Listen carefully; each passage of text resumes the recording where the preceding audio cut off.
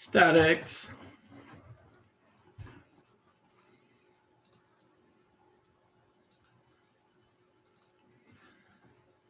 Nice. Look at this. We're all in the house. How about that? I'm so happy to see that. That just makes me thrilled. Let's see. We're sharing the screen. We're sharing our iPad. Bam.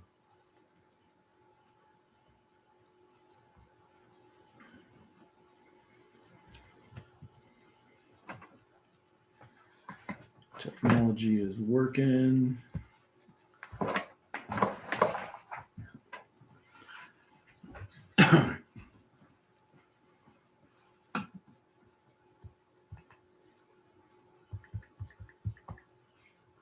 Okay, love it. Let's see, some cool things to show you.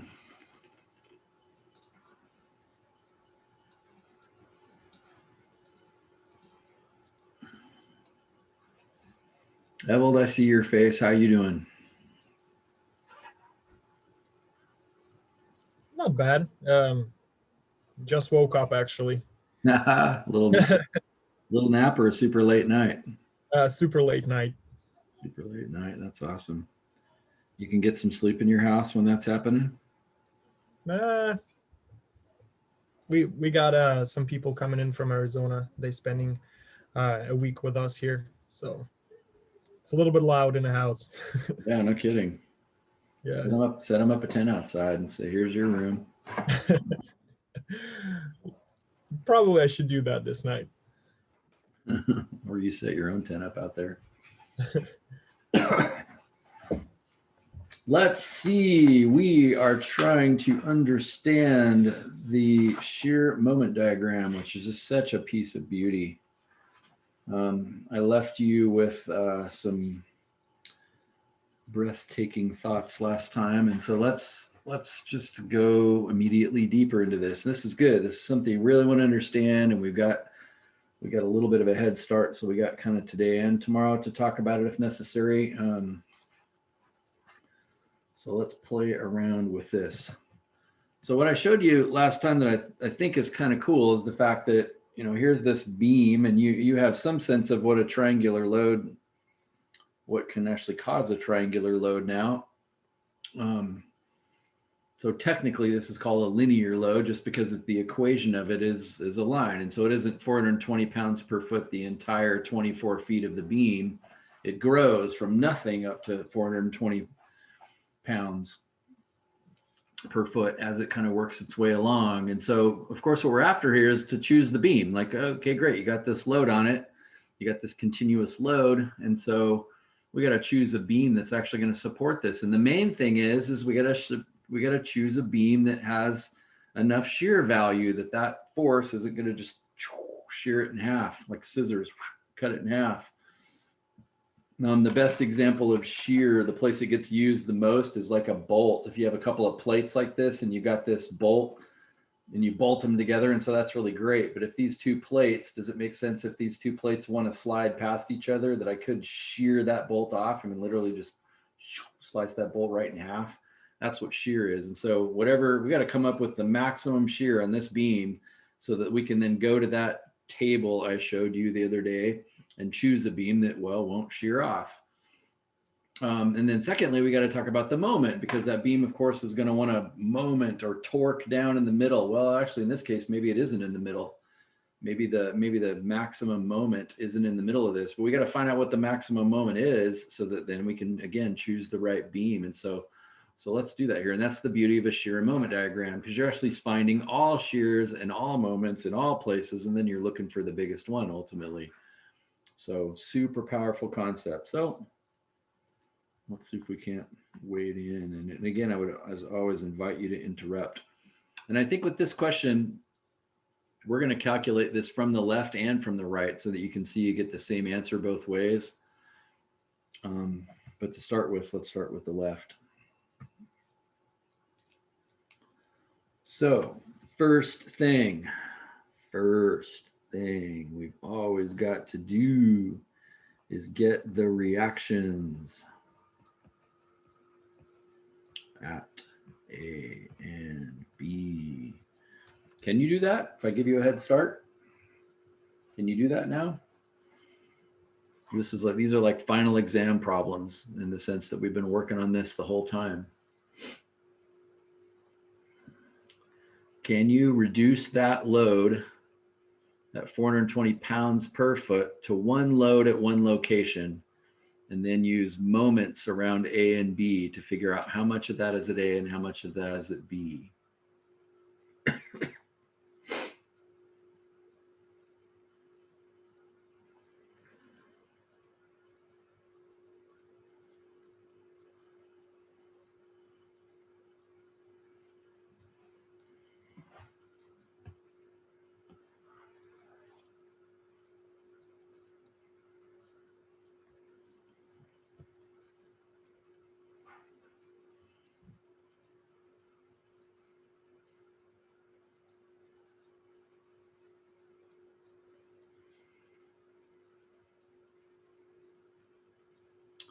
So last time we took, because it was a uniformly distributed load, we took 420 times 24, and that was the amount of weight on it. And we knew it was split evenly, but this time it's not split evenly. So I've got to take 420, and let's leave the units in it, pounds per foot, and multiply by 24 feet. Feet will cancel. And then times a half, because it's really the area of a triangle. So it's really 420 times 12,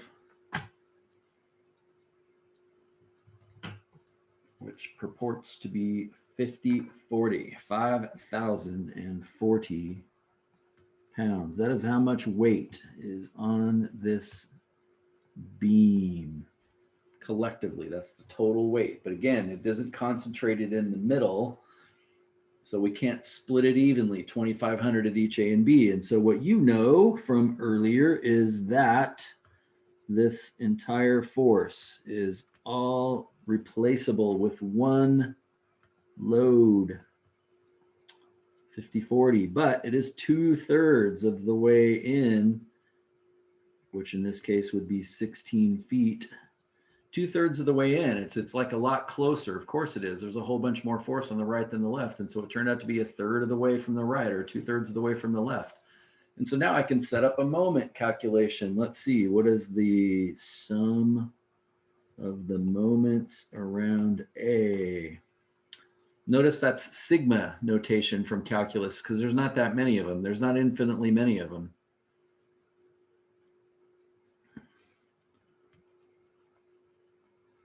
So I've got the reaction, and I'm going to say, instead of saying reaction at A, I'm going to say force of A in the y direction this time, since that's really what's going on. We're at A, it's a force, and it's in the y direction. And for that reason, I'm going to go over here and say force at B in the y direction. And so what are the sum of the moments around A? Well, the force of A is not a part of it. But I do have the force at B in the y direction multiplied by its distance, 24 feet. That's causing positive rotation around A, so that's positive. And then I've got that 50/40, the known force, times its distance of 16 feet, causing negative rotation. And good news, my friends, that is it. There's only two. So love this equation. It's only got one unknown in it. So I can solve that, and I get force of B in the y direction is 3,360 pounds. So that's really important to know. So I'm going to throw a cloud on it. Now that I know that, I could do the sum of the moments around B, but I could just switch to the sum of the forces in y, just because it's going to be easier. Because I know I have 50/40 down, and I now know I have 3,360 up, and I also have the force at A in the y direction up. And so together, basically it just means together force of AY and force of BY has got to match that 50/40 so that there's no vertical motion here. So force of AY ends up being 1680.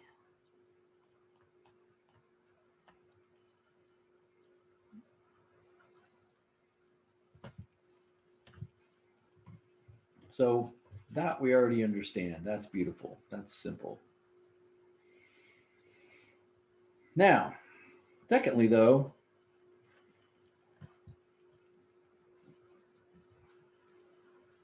we've got to draw our section view. It's time to switch colors. Too much of the same color, not cool. We need a section drawing of a free body diagram, making this thing float. Remember, what's so cool about this is we're now looking inside the beam to say what forces, what moments are required inside the beam so the beam doesn't rip apart under this load. We no longer are just assuming, oh yeah, the beam is there and it's holding up the weight. Awesome. So our section free body diagram, and I'm going to choose the left side. And so what would that look like? Well, I've got this beam here and we've chopped it.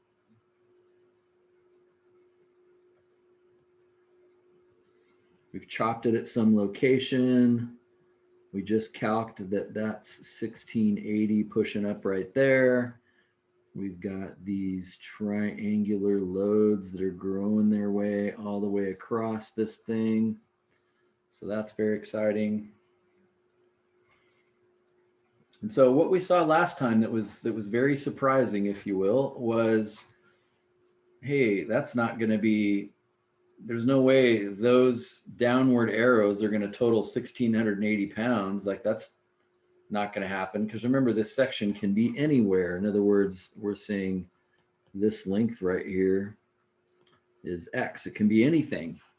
We're not picking a length. And so if I pick X to be 1 foot, like there's no way there's enough weight on top up there to kind of fix that. And so we came back and said, let's add at this slice a value for shear. So V is shear. I don't know why V was picked.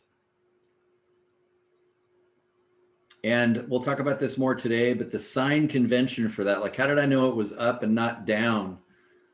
There's a sign convention for this, kind of like, you know, we say counterclockwise is positive rotation and clockwise is negative. So that's our sign convention. When you make a left-hand slice like this, I'm going to erase this, but the shear is down. If we took a look at the other side of this, we're doing it from this direction over here with 3360 pumping up. In order to get this all to match over here, the sign convention is it'd be up, not down.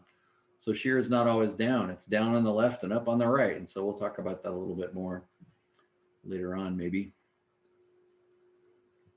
And this is the reason I'm starting with this side. But this side, can you tell that this side would need some more help in the downward direction because we don't have that much weight on top here? This is a pretty small chunk of the beam.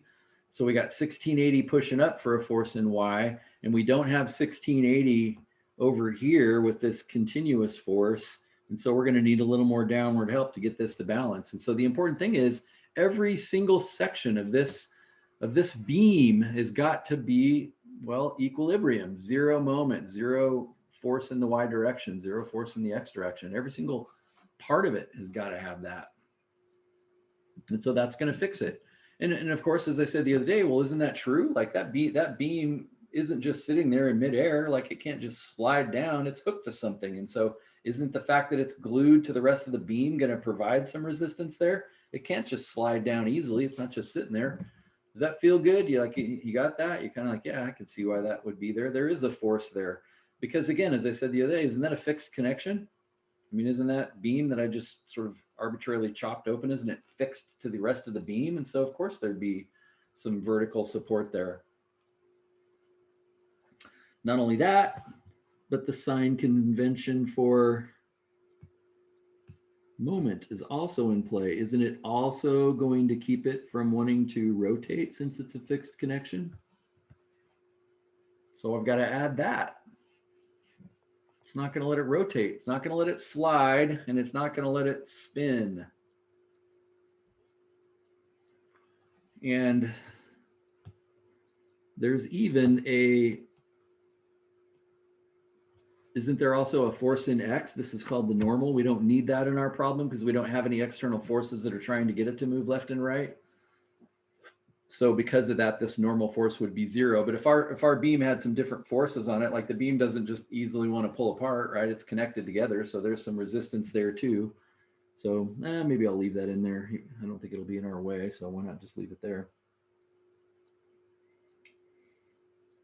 Now, the only problem is, how are we going to figure out what this force is? Well, let's go back up here to this original problem on the top. Let's see, to get the equation for that line, because see, what we need is an equation. Yeah, it's 420 if you made it all the way to the right-hand side, but we've chopped this beam, like over in here someplace. And so we need some kind of an equation that'll tell us, well, what the right side of it is. Like wherever we chopped it as a function of X, what would it be? And fortunately, that's not hard to figure out. If you will, the slope, let's do this calculation, let's do it up here. The slope of our line would be its rise over its run. Notice that's pounds per foot divided by feet. So you actually get pounds per foot per foot.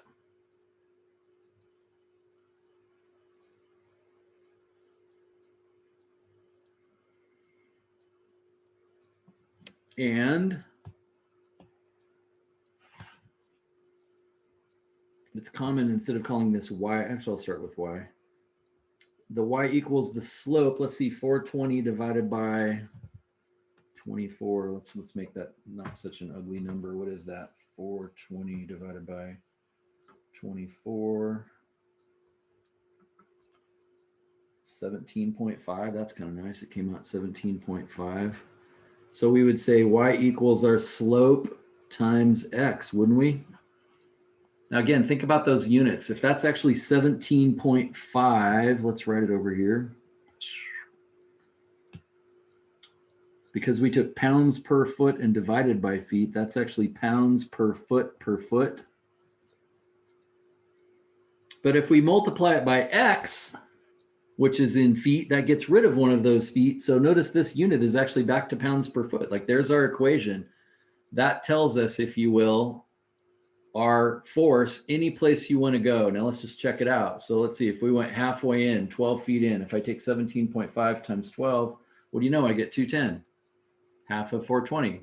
Like, do you see what I'm saying? Like that equation tells you wherever you want to go, whatever x you are, it'll tell you what the force is right at that point. So it's just finding the equation of a line. So the only thing is that's not really y in this case. It's actually a weight. Does that make sense? That's a better name for this equation, is w. The weight equals 17.5x.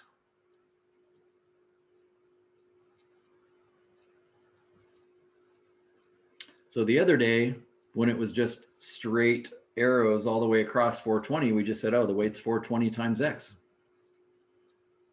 But here it's not quite so simple. 17.5 times x. So I need that.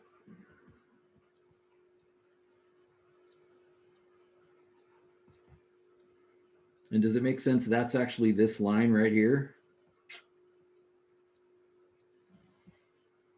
That's the weight there, because didn't we go over x? We said, hey, let's go over x, and let's chop it right at x. Okay, well then that's the weight right there.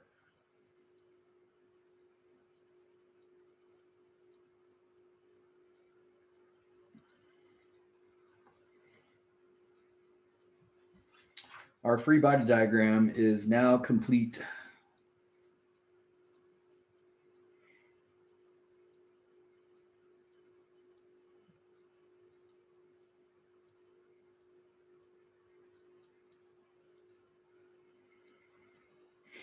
So now we can start trying to figure out equations for, let's see, we already did that one. Let's go blue. Blue is shear, so it seems like we should go blue.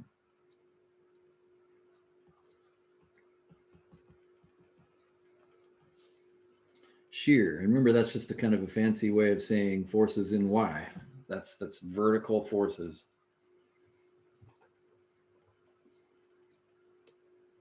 shear.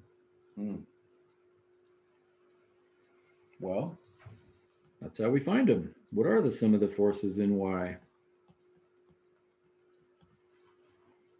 So you stare at that for a second.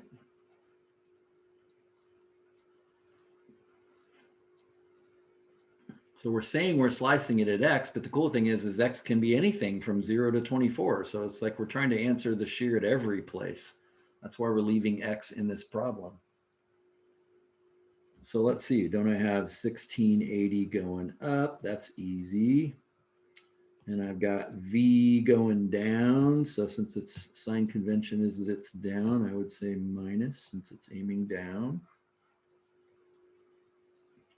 And then what do I get for all those continuous forces up there? How much force do I have? Think about what we just did up here. What do we do up here to get 50-40? It's no different. What do we do to get 50-40 up there? Didn't I take the sort of the force at the right side of it and I multiplied by how long the beam was? It was 24 feet long and I multiplied by half. We're not doing anything different. It's just that my weight, my force up there in pounds per foot, my rate of force is just not 420 anymore. It's 17.5x.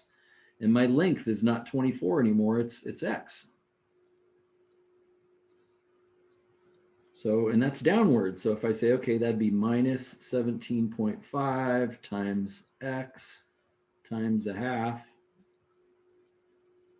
That's all of my vertical forces. Do you agree with that? This is nothing more than the area. In this case, last week, it was the area of a rectangle. In this case, it's just the area of my triangle. Please interrupt. I already know this. I don't need to demonstrate. I know this. I need you to understand it because it's cool. So cool.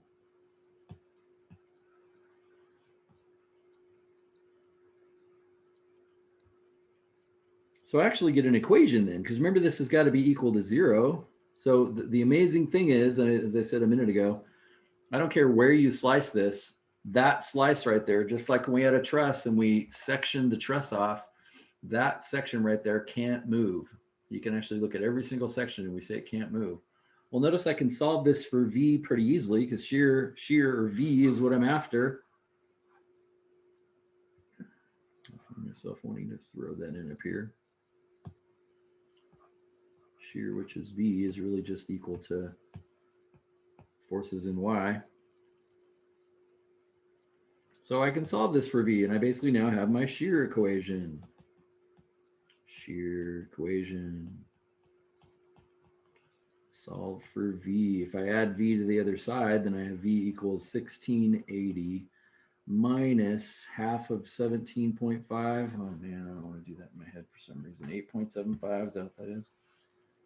16, yeah, 8.75. So minus 8.75x.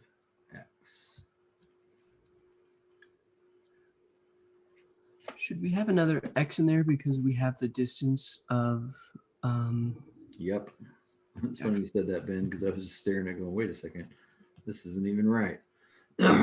Tell us where that x is, Ben, and why. so that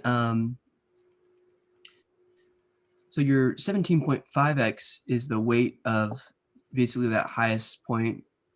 I guess the most weight in your equation. Yeah. And then you have to multiply that by your distance x and then times 1/2 to get the area.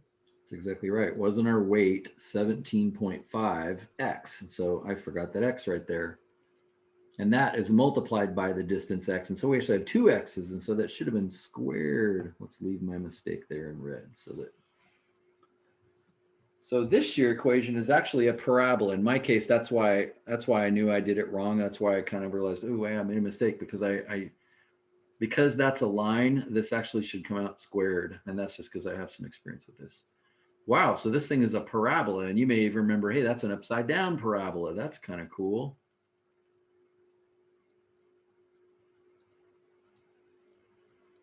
So I'm looking for the maximum shear ultimately, but notice this has given us an equation for the shear at any point you want to be at.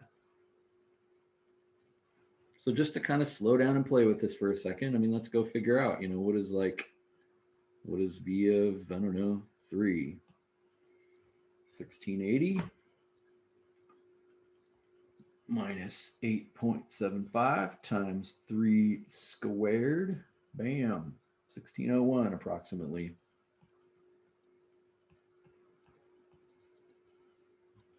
What would the unit of shear be?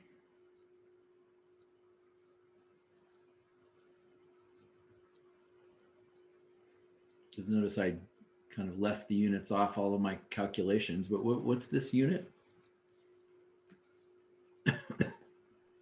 Isn't it like force per area, so pressure? It's even easier than that in this case. Notice what the 1680 was. Like we had 1680 in this formula, didn't we?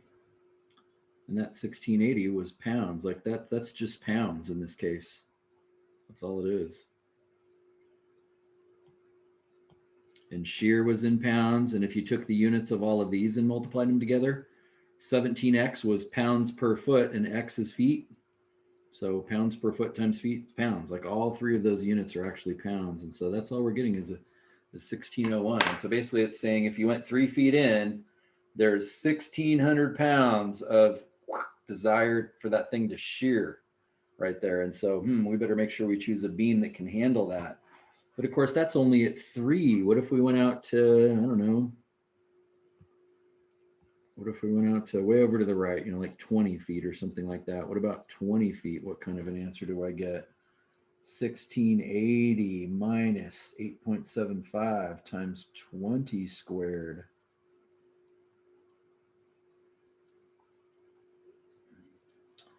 Bam, negative 1820. Notice it's kind of the same-ish answer, but it's like now instead of kind of the left one going down, it's kind of like the right one's going up. Do you see? That's where the sign convention thing I was talking about before comes in. You know, how do we think about this? Is the left one going down or is the right one going up? Or relative to each other, it's the same exact thing. So notice that's about the same. If you come in 4 feet from one side and you come in 3 feet from the other side, it's kind of about the same answer. I wonder what it is out in the middle somewhere. Like, I don't know, 14. This is the last one we'll do. Negative 35. Whoa, there's no shear out there at all. It's like that's such little shear. I mean, like a straw would almost resist that. I'm a toothpick, like something really tiny out there in the middle. So, well, where's the maximum? So those are just some examples of points on that graph, right? But what we need is a diagram just so that we can see where that maximum actually is. Now, if you think about your calculus skills a little bit, you might think for a second, how do you find maximums? If you want to find the maximum of a graph, now to draw a shear diagram, you don't need the maximum, but I just want you to understand that's what the diagram's for. So let's see, I'm going to make this thing. So what does this look like? Now I can cheat on Desmos, and I would kind of recommend your graphing calculator. I'd kind of recommend you do that just so you can kind of make a good looking graph. But my problem is I'm sitting here thinking, like, how do I draw this? Where do I, like, I might make my axes wrong. I might have to kind of, well, maybe I'll do that. I'll just kind of screw around a little bit here and say, okay, there it is. So let's see if I put in 0. So here's 0 and here's 24. So that's the whole length of the beam. That's all my X's. So then let's see if I put 0 and I get 1680. So that means my first point is up here at 1680. And where does it go from there? Well, we saw at 3, it was 1601. So it was like down here. At 20, it was negative 1820, 14. So if this is 12 right here in the middle, at 14, it was negative. So it's actually kind of down here. I kind of need to know what it is at 24. Does that make sense? What's happening at 24? When I put 24 in, I get negative 3360. Woo, that's a good thing to know. Negative 3360. Notice I just leapt into a gigantic answer here. Wow, that's huge. It's a good thing I found that. So that means my graph is, you know, way out here. So if I label that at negative 3360. I don't know about you, but I don't really see for sure a parabola, but is it kind of, I don't know, is it curving kind of like this somehow? Is that kind of what it looks like? Is that it? So this is the shear in pounds, and this is the X in feet. So again, I find myself, don't you find yourself wanting to kind of make a graph of it, like an actual Desmos graph or something, just to kind of see? I do. Let's go look at it. Bam, bam. And we said the other day, which was kind of cool, that we could even call this thing V of X if we wanted to. I think we decided, and so we said that was 1680 minus 8.75 x squared. And of course, I don't see it because, well, we just did some calculations on it. So let's make this look nice. Here's how you make it look nice. Go up to the wrench and say, hey, look, what are our x's? Our x's are from 0 to 24. And thanks to the checking we just did, we saw that our smallest y value was negative 3360, if I remember right. And our highest one was 1680. Notice how much nicer that looks if I kind of screw up the dimensions of it, if you will. And so actually my graph wasn't too terrible. I was right. It actually peaked. It peaked right there at 0, 1680. And so that's a much nicer graph. And as I showed you the other day, really this doesn't go forever. So it's kind of cool to come back in here and chop this off and say, I'd like X to be bigger than 0. I'd like X to be bigger than 0 and less than 24. So now I, of course, have the whole graph, only the part that I actually want. So it's kind of crazy to do this without technology when we have it.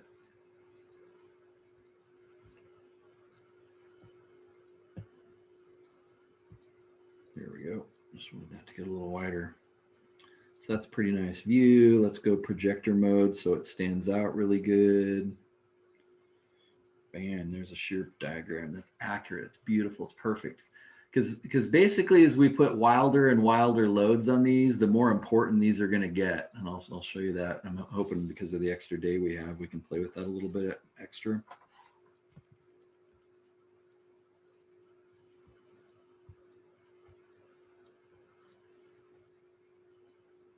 So there's a good shear diagram. Let's crop that dude off. Bam, bam, bam. There we go.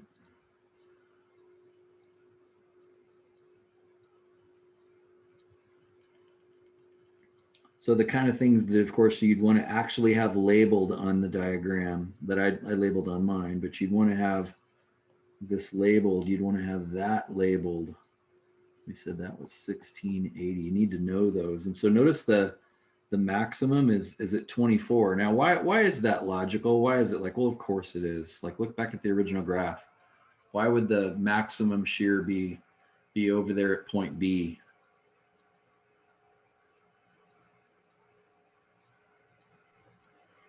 That's where the biggest force on it is.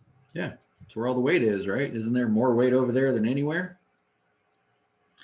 But notice what's fascinating about this is notice the 0 spot isn't, that is not in the middle. It's not at 12. Notice it looks like it's 14. You agree with that? Maybe a hair short of 14. Can you calc that location from our equation right there? Can't you figure out when shear is equal to 0? 1680 minus 8.75 x squared. That's not hard to figure out when that's equal to 0. Notice, although it's a quadratic equation, because there's no x term, all I have to do is add 8.75 x squared to both sides, divide 1680 by 8.75, and I get 192. So it's still equal because it's perfect. And now it's about to not be equal because I'm going to have to take the square root of that number. When I do, I get, just like the graph would have indicated, I get 13.856. approximately 13.856 feet. So let's throw that on the graph, 13.856. So those are actually the three important points. Now, again, the main one is 3360 because that's the maximum shear. So I got to go look that up on a chart somewhere. But we'll get back to that 13.856 in a few minutes.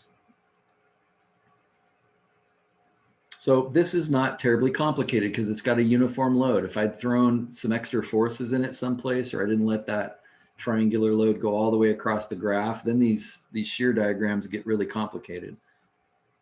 And that's why they're kind of cool, because it's not always just one equation. This was a simple single type load, therefore we got a single simple type graph. We got a parabola.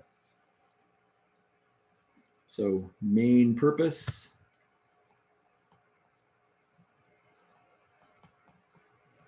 Main purpose of this graph, 1, when is the shear equal to 0? We found that, 13.18. Other purpose, V max, which we found is negative 360 pounds. Like, this is the two big uses we're making from that shear diagram.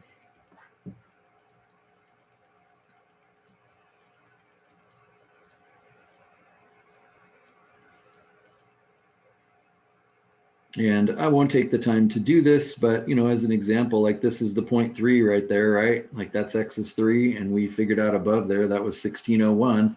Notice that looks about right because that's below 1680. We found V of 20, which is right there. We said that was negative 1820. Notice that looks right too. So that's what this equation is giving us. But the power of the graph is in the fact that you can see the maximums and zeros and all those kinds of things. And so it's just kind of cool to point out. And notice now you can say, oh, no wonder V14 was so close to 0. And do you agree it even makes sense that it's negative since it hit 0 at 13.8? Then when X got to 14, it's now below the graph. And so it'd be some small negative number. So negative 35 actually kind of looks right, doesn't it? All right, we're sense making. We've got this. We're making sense of this. It's bothering me that it's over there. Let's put it over here where it belongs.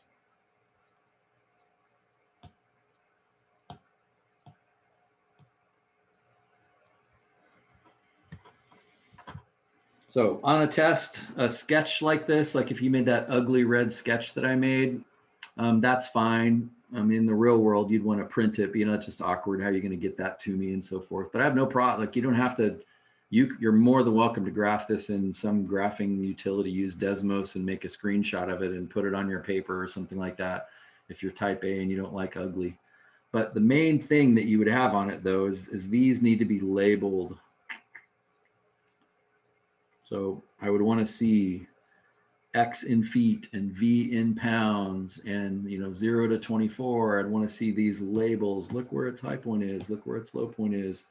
Look where it hit right here. And it's kind of cool that that didn't hit in the middle in the case of this because it's kind of a non-symmetric load. Okay, awesome. How's your brain? You all right? Ready for the final phase? Let's see. I think we need to be in green now, don't we? Yes, we need to be in green for the final calculation, which was moment.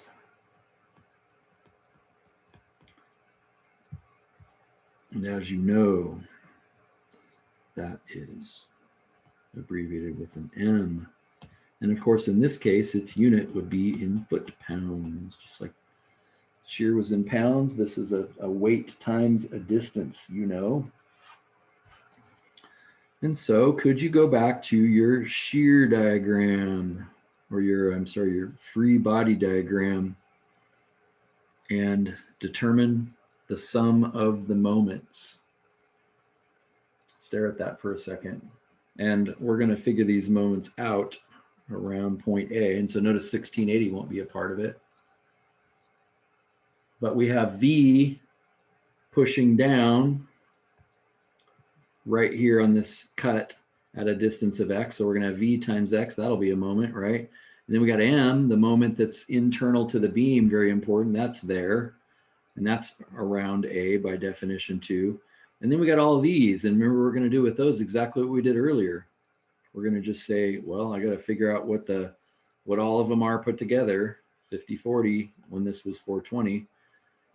It was 50-40, and then we'll just put it 2/3 of the way in, right? That's what we're going to do.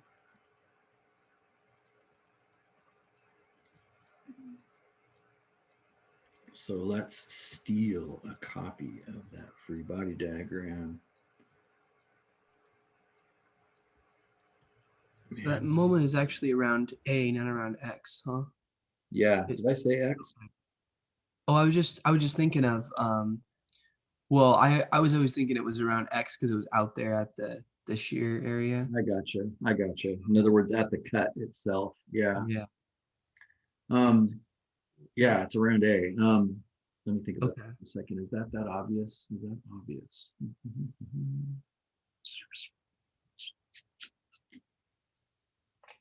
I'd say that's not obvious. Everybody understand Ben's question? In other words, what is that M around? Doesn't it sort of seem like it's around this point, like it's around X right there? Can I also say, hey, it's the same thing if it's around A, it doesn't make any difference? Can I say that? I think we were doing the homework problems with around X, and it was, so far, it seemed like we got the same answers for everything. So, but I'm not sure if that would be always true or not. So.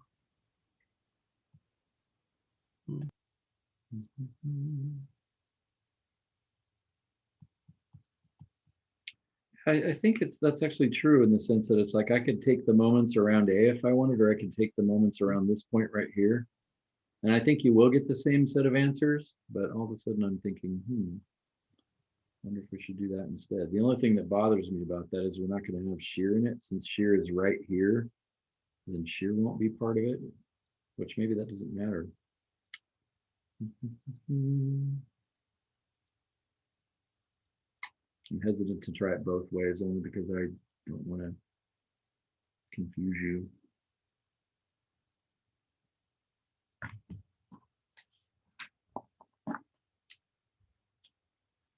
Let's see what I did last time I did this.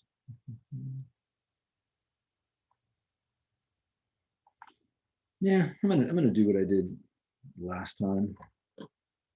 But I am tempted now to think about that. I don't think it matters, and so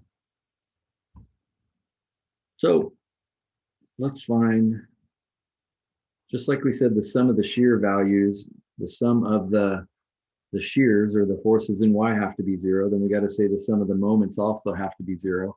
And by the way, it doesn't make any difference what point you pick. Does that make sense? Like it can't be rotating around any points. So it can't rotate around A. So I'm more than happy to do that. Like it can't rotate there. It can't rotate around the X point where we actually split it. So either one would be true. Maybe we'll try both. I'm just kind of curious about that now. For some reason I found myself always thinking of it as being around A. So let's see, we got M for sure, which is positive. Notice the sign convention is for that to be counterclockwise. On the section on the other side, it's actually going to be clockwise. It's going to be the other direction. So I got that. And then I got shear going down at a distance of X. And remember, we now know what shear is in terms of X. So I'm going to replace this shear equation that we found earlier.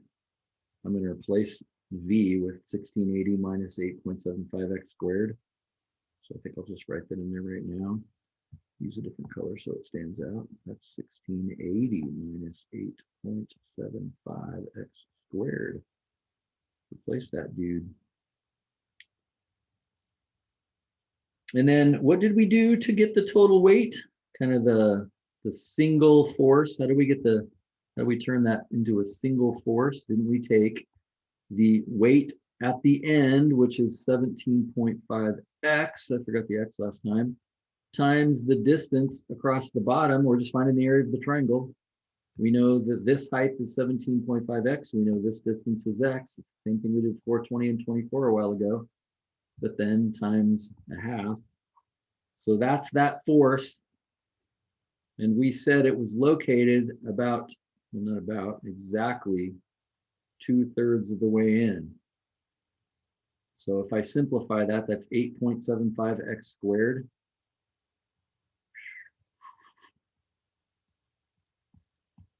That's weird, 8.75x squared. We've seen that before. And that's 2/3 of the way in. So if that's true, isn't this distance right here 2/3 of x? Whatever x is, that's 2/3 of it. If I'm going around A.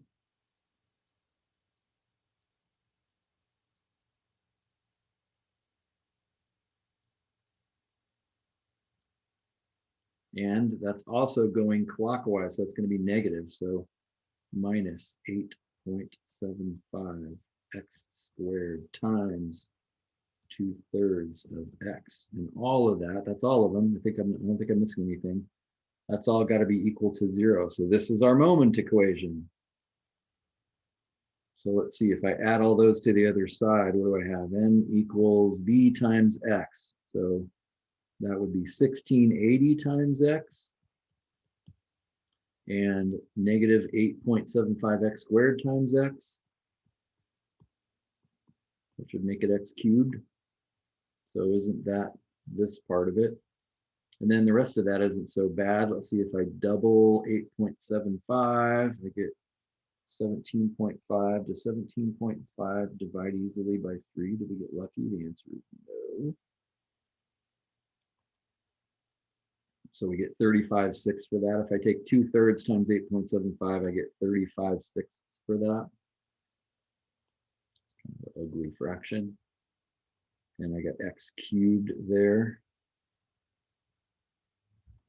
And so notice I have two x cubed terms. So I guess I could add those together.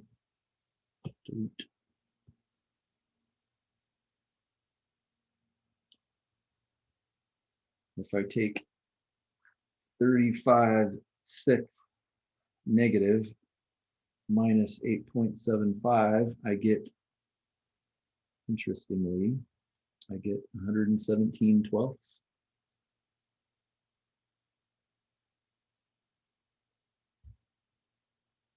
So our moment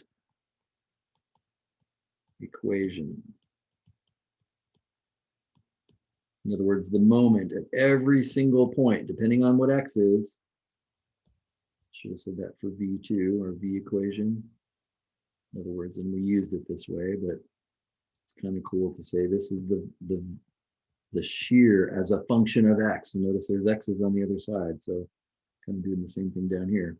Any x you want, you can find it. Any moment, any location you want. It's 1680x minus 175/12 x cubed. So notice, whoa, an x cubed equation. That's really complicated. That's really strange. I wonder what that looks like. I'm not happy with my penmanship there. So what does this graph look like? And so, again, huge takeaway. This is the whole reason I did this. We need to find the maximum moment. And I'm going to steal this from the graph. So let's start with. So let's go back to the Desmos screen and say, sweet, give us moment. See if it'll let us do this one. Moment as a function of x equals 1680x minus 175/12? Yeah, minus 175/12. Get out of there. X raised to the third. I'm going to turn that other graph off for a second because we have totally different sizes here. Something's wrong. That graph goes way down there. Something's wrong. Feeling like something's wrong. Anybody see anything wrong with our calculations? Just seems so big.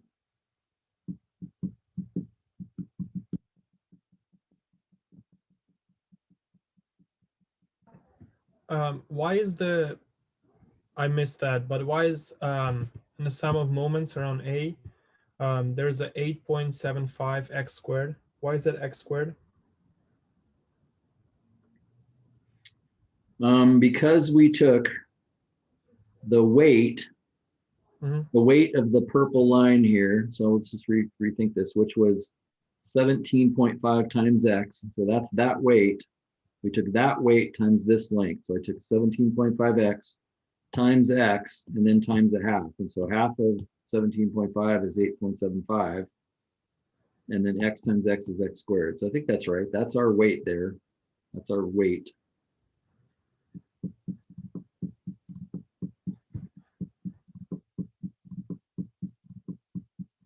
I mean, maybe that graph's not wrong. It just seems gigantic. Maybe I typed it in wrong.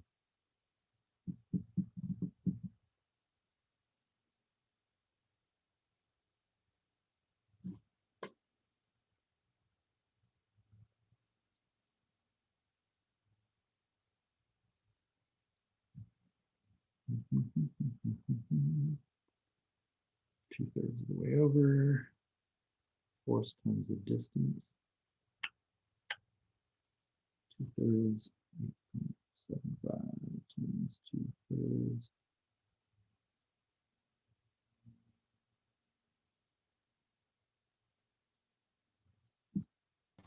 I think you forgot to keep the negative with v times x.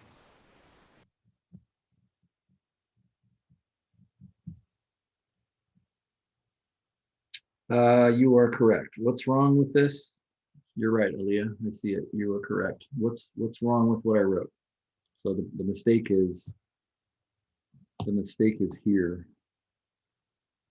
And it's kind of an honest mistake or an understandable mistake.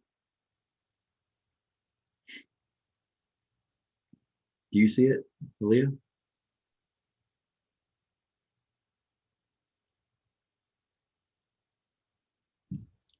The mistake is with this sign right here. Because notice it's minus this times x. So minus a minus, this should have been a plus. So I really have 8.75 minus 35 divided by 6. Which is actually 35 twelfths, not 175 twelfths. Let me see, did I get that right? It's negative.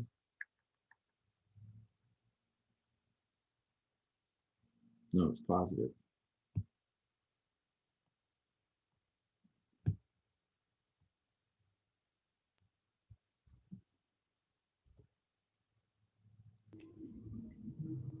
I think in mine I got it negative for the 35 twelfths. For some reason I was thinking it would be negative, so let's see, I just double check this. 35. It's 35, 6.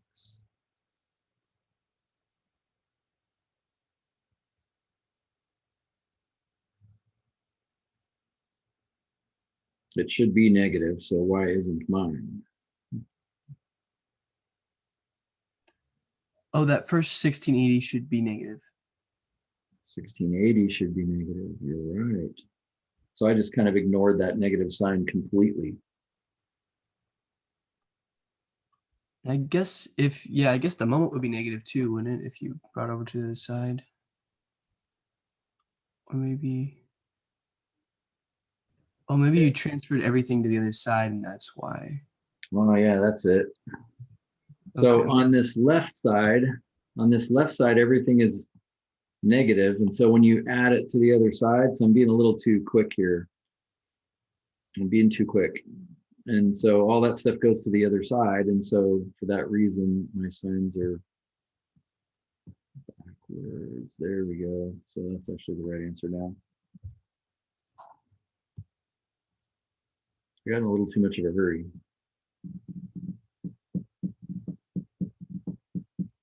So if I did move them to the other side, this would be negative over there, and this would be positive if I moved it to the other side.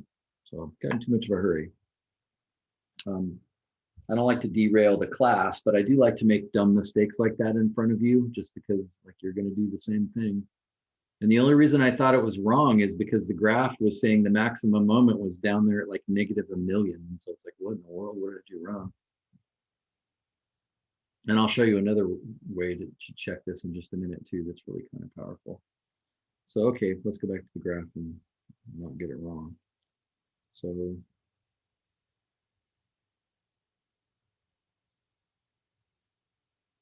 in the end, I actually had all these signs right. It's just that was supposed to be 35. And just like last time, I'd kind of like this thing to just only exist between 0 and 24, just so that I'm getting a nice looking graph. And there we go. Okay, so there's our cubed equation. So notice it seems to be peaking way up here at like 1550. So again, I'm going to make a nicer graph by going to the to the wrench and saying I want X to be from 0 to 24. And I want Y to go from 0 to 15,500, somewhere in there. I can't see just yet. But notice that makes a nice graph. It just like fills up the whole screen. I can see everything. So again, Desmos is really cool because notice I can go right there and find out that maximum moment. Wow, that's really cool. That's not obvious at all. And so again, it's kind of cool. It has no moment at all, apparently, at both ends. There's no desire to rotate at the ends, but right there, well, let's see, where is that? Well, what do you notice about where that's located? Where is it? 15,519? At 13.85. 13.856. Where have we seen that before? And our shear. Yeah, X equals 13.856. Bam. Now, graphing these both at the same time is kind of cool if you're lucky enough to be able to see them. But the 0, this is really powerful. And I quickly said this going out the door the other day, but the location for 0 shear is the location for maximum moment. That's not a coincidence.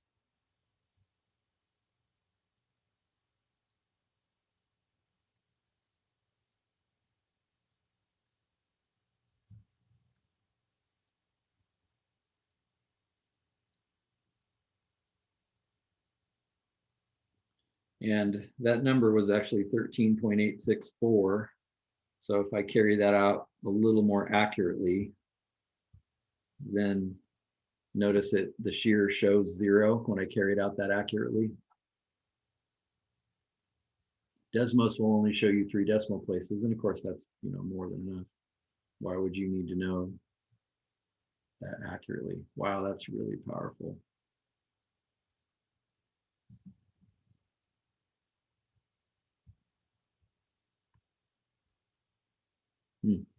Let me click on all those at the same time.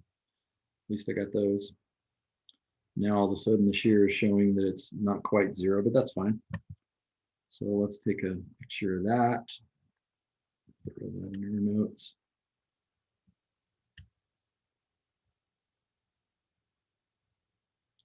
Maybe in the interest of time, I won't redraw this one. I'm at least going to crop it off just a hair so we can at least get as much of it in there as we can.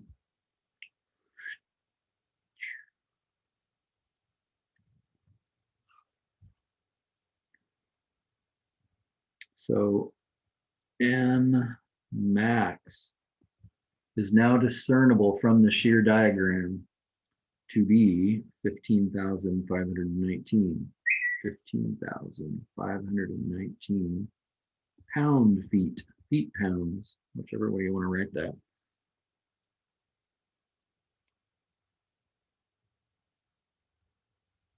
So I now have a shear max and I have a moment max. 15.5 and the shear was 3360. So,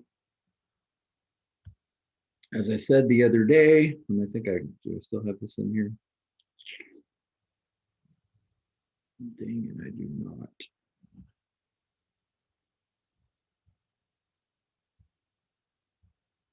I think I still have it in there.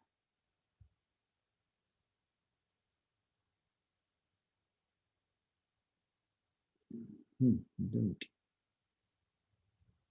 I guess I won't go look it up, but I wanted to go look that up in that table I showed you the other day, just so that you could see so you could see us choosing a beam for which that worked. I think that's just kind of a neat thing to see. Maybe we'll do that in just a second. But you know your calculus.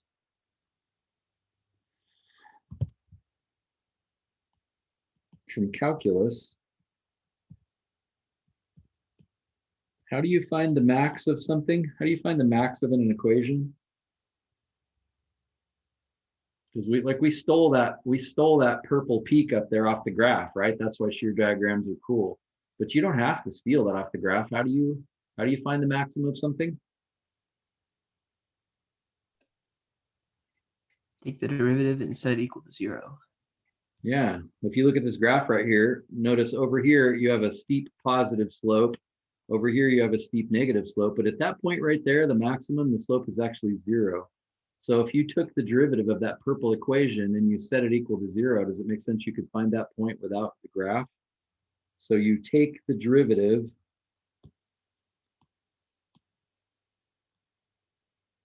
of the moment graph and set it equal to 0. And mathematicians love this. I mean, does that statement there is so powerful. I hope you understand that. M prime of x equals 0.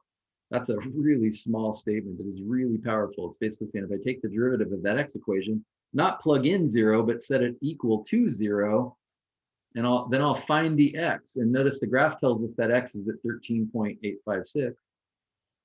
And then I'll be able to plug that 13.856 into my M graph, and I'll be able to get 15,519 without cheating. But watch this, let's do that.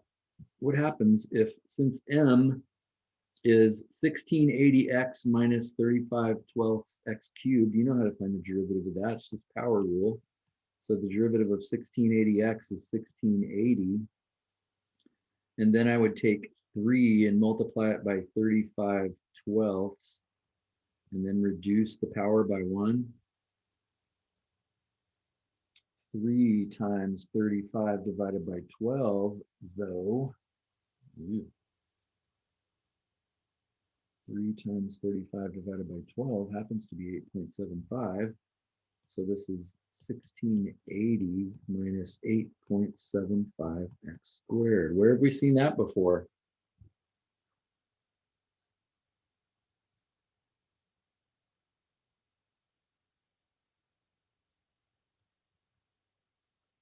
That is not coincidentally the shear equation.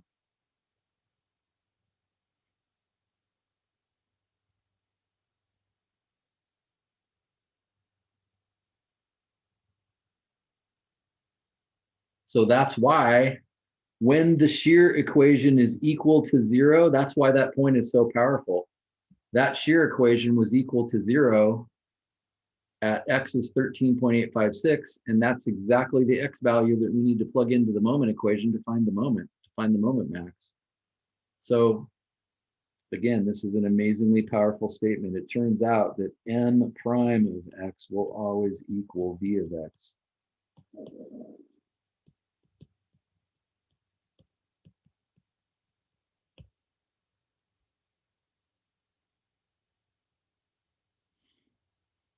You calculus students, think about this for a second. If this is a moment graph and the moment is measured in feet pounds or pound feet, and this is x, which is measured in feet, and you have some graph that looks like this, what would the units of the area be, since the rectangles have a height and they have a width? What would the units of that area be? Well, isn't this distance down here feet? And isn't that height right there in foot pounds? Foot pounds. So if you multiplied those, or I'm sorry,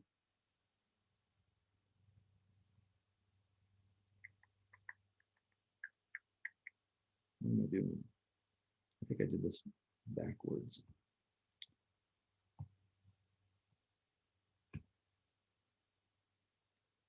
The shear, do this backwards. The fundamental theorem of calculus says these two are related, and I just did it backwards. So if this was the shear graph,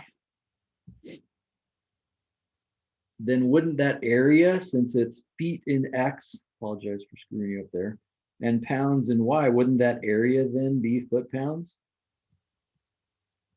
So I guess the area under that curve, apparently, the integral of V then is apparently N. Which means the same thing as if I took the derivative of both sides, that V equals N prime. Like those are both. So it's not a coincidence, I guess. It's not just like, oh, isn't that lucky?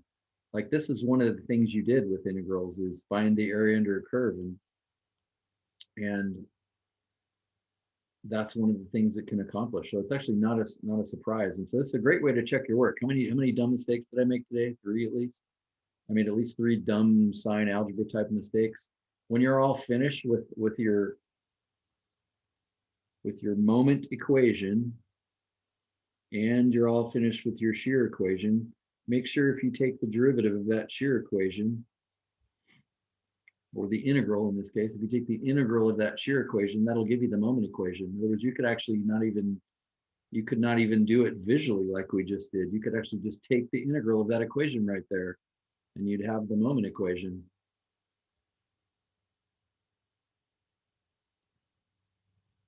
That's amazing.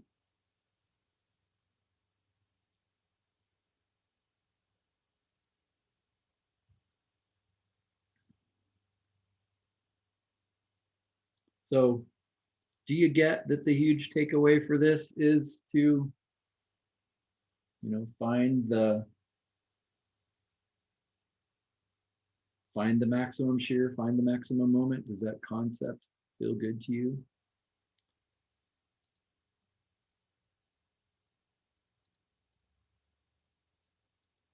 What questions do you have? Are you finding yourself tracking with that?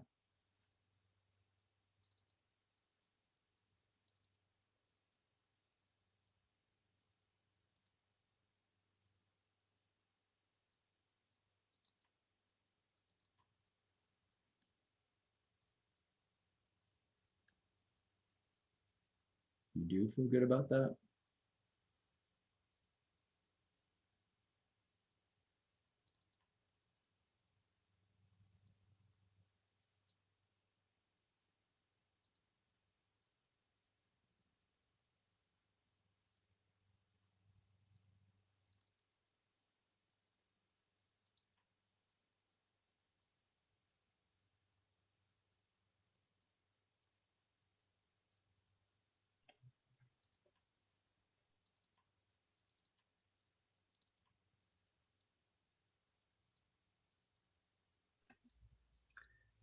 Yeah, I think at least for this, the triangular and the regular equation, that makes sense.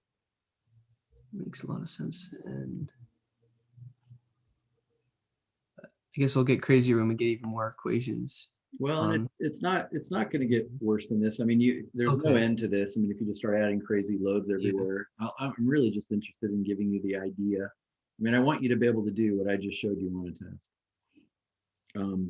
So, we'll play around. We'll have time to play around with some things that are a little crazier than this, but that's not really the point. So let me just, since I took the time to do this while we were just talking a little bit.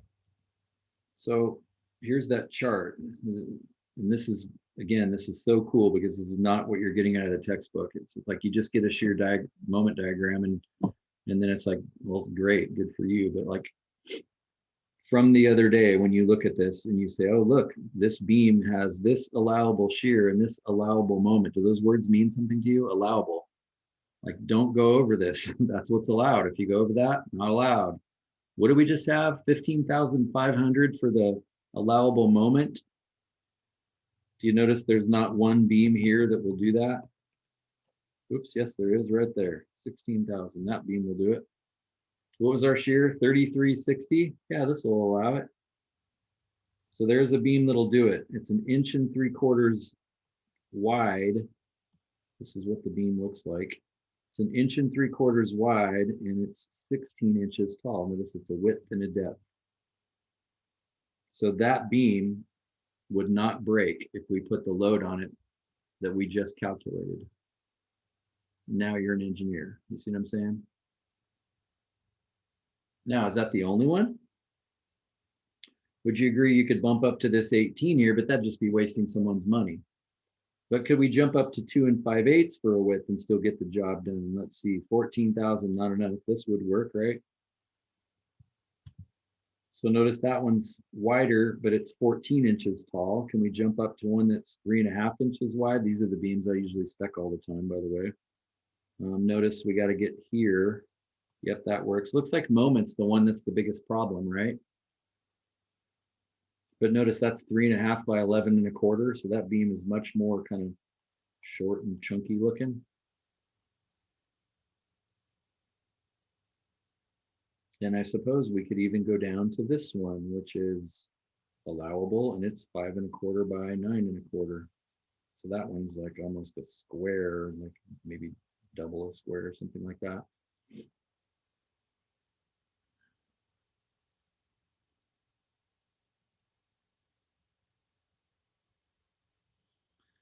So I showed you this on the sheet the other day, but we got, I don't know, like 15,000, just listen to this out loud, 15,519. That's how much shear we actually needed. But this beam, it says, allows 19,000, I think that's 908. If I divide those, divided by 19,908, that is 78%. In other words, the beam that we have, which is 15,000 pounds, is only requiring 17% or 78% of what that beam is asking for, or what that beam is capable of. And the shear is even lower than that, because the shear was only like 3,300, and so that's like a third, like 33%. So that's what you see on those beam calculation software, the beam calculation software that I use. That's what it's actually producing for a problem like this. So you're in a spot where you're actually Is this for either direction you put the beam? Like if you put it upright versus sideways? No, that's a good question. This is with the load perpendicular to the beam. So you could put the beam vertical, but the load then would have to be coming in this direction. And then we'd be talking about bending and not deflection. I mean, they're the same thing in a sense, but basically it's like, how much is that beam going to bend? So yeah, you could think of it sideways. So if that triangular load was the dirt that we put under the ground and so forth, you wouldn't be able to put a beam in dirt because it would rot. But yeah, it's the same thinking. You're exactly right. Did I answer your question?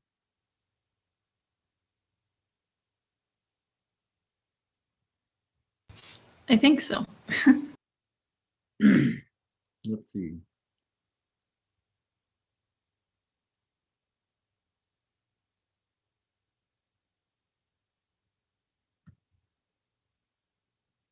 So the integral of b of x will always equal m of x. So check your work.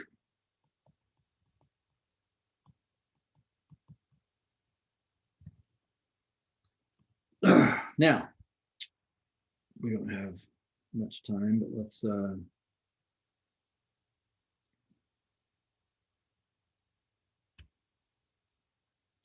think about this really last question. There's really only one other question I want to do, which is a triangular, let's see, trapezoidal load.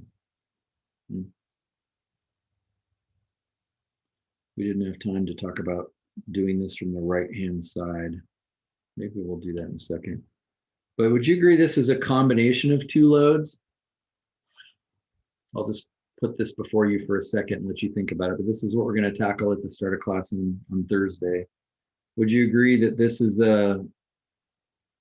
like a triangular load above a rectangular load? So there's like two separate ones there. So there's not like a formula for a trapezoid. It's just those two combined. we've already done them both. Now the question is, can we kind of put them together and draw a shear diagram, shear moment diagram for that situation? That's kind of what we're going to look at next time.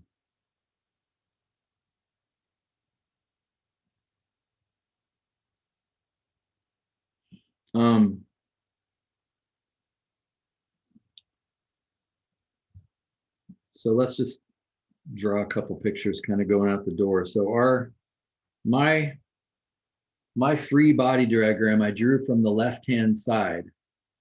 What had happened if I'd have drawn this from the right-hand side? So a right side free body diagram. Wouldn't it look like this? So over here, we knew that was actually 420. We knew that one. And here's our beam. And we had, I forgot, we knew what the amount was pushing up on that side. It was like 22 something. I forgot, let's clear back to the start. Force speed, no, it was 3360. It was exactly the same as the shears, 3360, which is also worth pointing out. So we had 3360 pushing up over there. And so then we come over here and we make a chop in this thing. But notice that chop is kind of like here. In other words, do you see how that makes the trapezoidal load then? On this side? And so does it make sense? Like we'd have to think a little harder. Like we don't want to do this from the right-hand side because now it is a rectangle plus a triangle. And so we got to know tomorrow's knowledge to get this. But I will add this, and I'll kind of stop with this. Sign conventions. When you're on the right side, the shear does not go down, it goes up.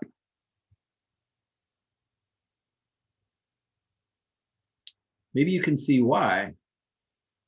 Because there's not going to be enough load. Like 3360 is going to be pushing up harder on this side. And so, well, I'll leave it at that. And then the moment is actually going to go the opposite way too. On the other side, that was a positive moment.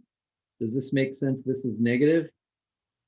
And so this is what we're calling positive moments if we do this on the right side. And so the sign conventions are different. Over on this side,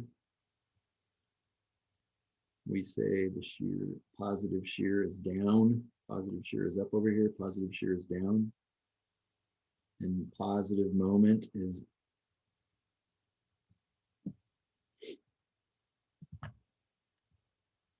so this is what we're calling positive in this world, so that it works out, because it shouldn't matter whether you do it from the right or the left. Let me bring up one sheet that is in your book. I already bring this over. No, did not. Sign conventions. This is a page in your book, and I'll post it just because it's kind of nice to have it handy. Sign conventions for shear and moment diagrams.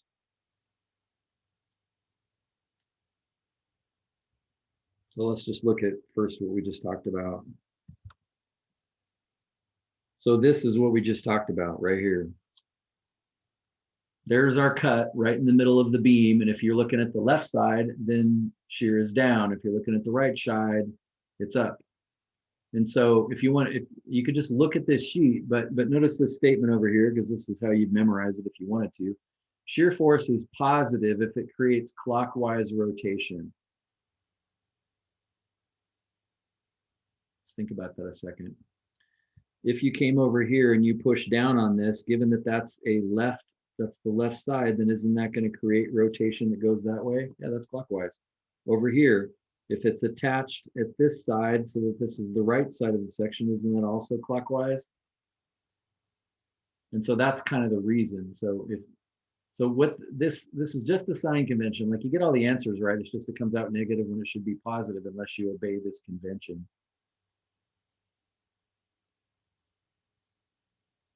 So if you're looking at the free body diagram, if that shear is creating clockwise rotation, that's what's positive. That's how you draw it.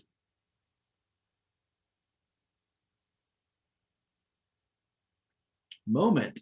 This is the same thing I just drew for you a second ago. When we were looking at the left side, this was positive. We're looking at the right side, this was positive. And so that's kind of weird. Well, how do you, like, what sense do you make of that? Moment is positive if it bends the member concave up. So if we're thinking of this beam as being attached over here on the right-hand side, and you do this to it, isn't that going to bend it that way? It's going to make it concave up. If you look at this one that's attached over on this side and you chop it over here and you bend it this way, isn't that also going to bend that concave up?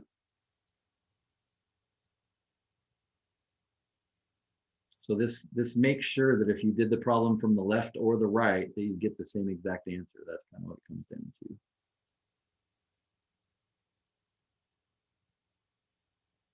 And we haven't needed normal force yet, but notice normal force is positive that creates tension. So you always kind of draw it away from the shape. If this is the right-hand side, then you draw it, aim into the right, like pulling on the member. And over here on the left hand, I'm sorry, that was the left-hand side. I said right, but it was not right. Over on the right-hand side, if it's pulling away, that's tension. But again, notice like one's going left, one's going right. You'd think the left would be positive and the right would be negative. But if you draw it that way, then it'll work out. Now, just as a side note, we drew the arrowhead this direction, but notice that direction's down. And when we put it in the formula, we said that's negative, right? We put it in there negatively because it was aiming down. So it's just saying this is the way you draw the arrows.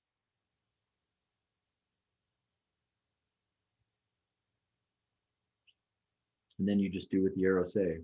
Oh yeah, if I draw it this way, then that's positive rotation. If I draw it this way, that's negative rotation. So I'd throw M as negative in. If I was working on the right side of this, I'd be throwing that M as a negative value because that's clockwise rotation. That's negative.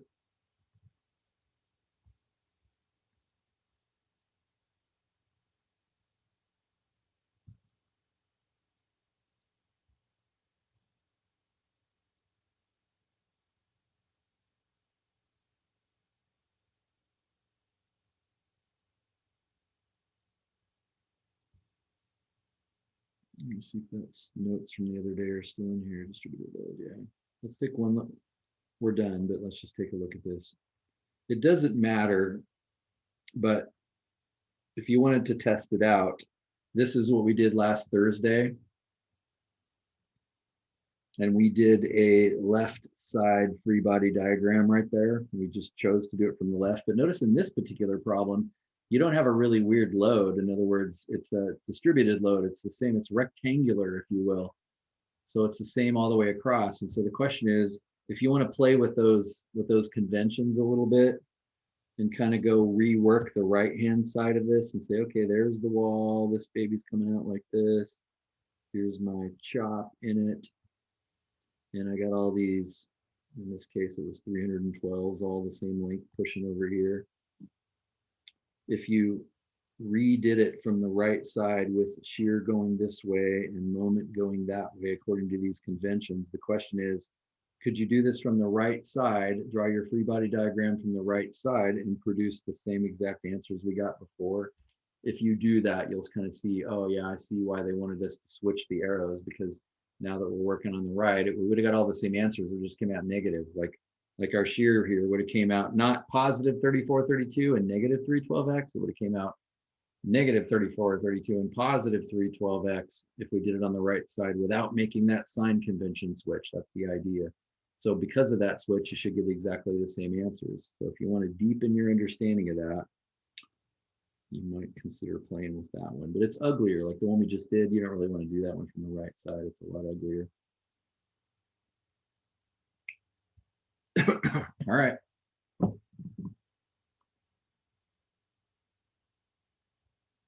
Go to it, and I will talk to you Thursday. Stay after if you want to ask me any other either clarifying questions about what we just did, As I said, just as a warning, like I'm going to give you a triangular loading problem. Like that's a good one.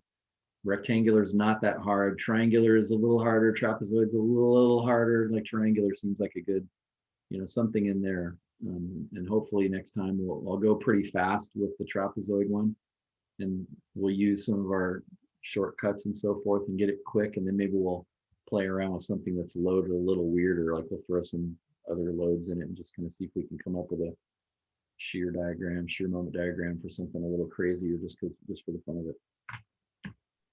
All right. Thanks, Doug. Thank you all. Bye. I have a question about next week's schedule. Like, what's it gonna look like? Yeah, because we're a little wonky. Let me see what I have in the syllabus. Yeah, my intention is you're not learning anything new. Like this is the last material that you need to understand right now. And we're kind of in the 7.3 stuff right now. So my intention actually is to do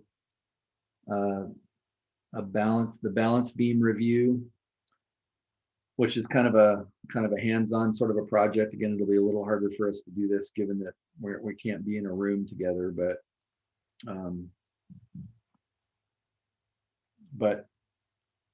it has to do with kind of taking a beam, which actually has weight, and then kind of hanging another weight on it, and then trying to figure out like where would I want to support it. And it's kind of what we're doing right now. And so it's kind of fun to see if you can actually pull that off. So I'm thinking we're going to do that on Tuesday. So it'll be kind of an in-class project that'll really be final exam review-ish, although it isn't a final, it's just midterm 3. And then you'll take the final on Thursday. And that's kind of debatable. Like you guys are taking that independently anyway. And so we can talk about when that is. It doesn't have to be Thursday. It could be Friday. It could be Wednesday for that matter, if you want to get done a little bit earlier. So that's the plan. All right, thank you.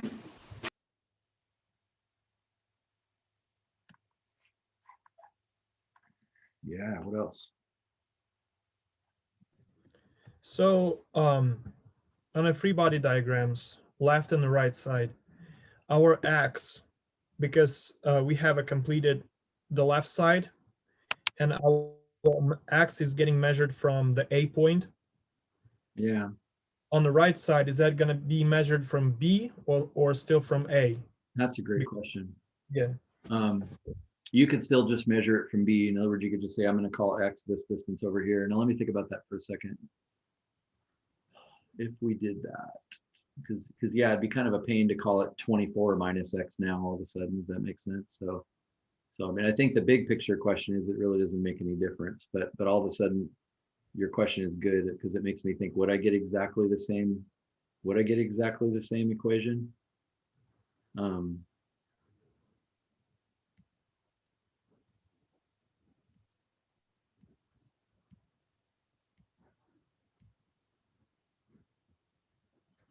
I think we'd get the same conclusion. Like if I decided to do the right instead of the left, I think I would end up with the same shear moment diagram, but if I did it from the right and I never had done it from the left, I would be calling X the distance out from B. So yeah, I'm actually wondering if those will be exactly identical equations, or if we'd have to substitute 24 minus X in for one of them to get them to actually look the same. That's a good question. I'm not sure the answer to it. I think probably it's going to be X because we never know where the cot is going to be, how far is from the B. So I think it should be X. Personally, I think it should be X. Yeah, I'm going to play with that myself and just see what I get so I can say something more intelligent about that next time. But yeah, it should be, I would just draw it from B and then go from there. Mm-hmm. So for now, I'm going to put a question mark on it. Yeah. Okay. Yeah, it's a wonderful question. All right. Thanks, Doug. Yeah. Have a great day. You too.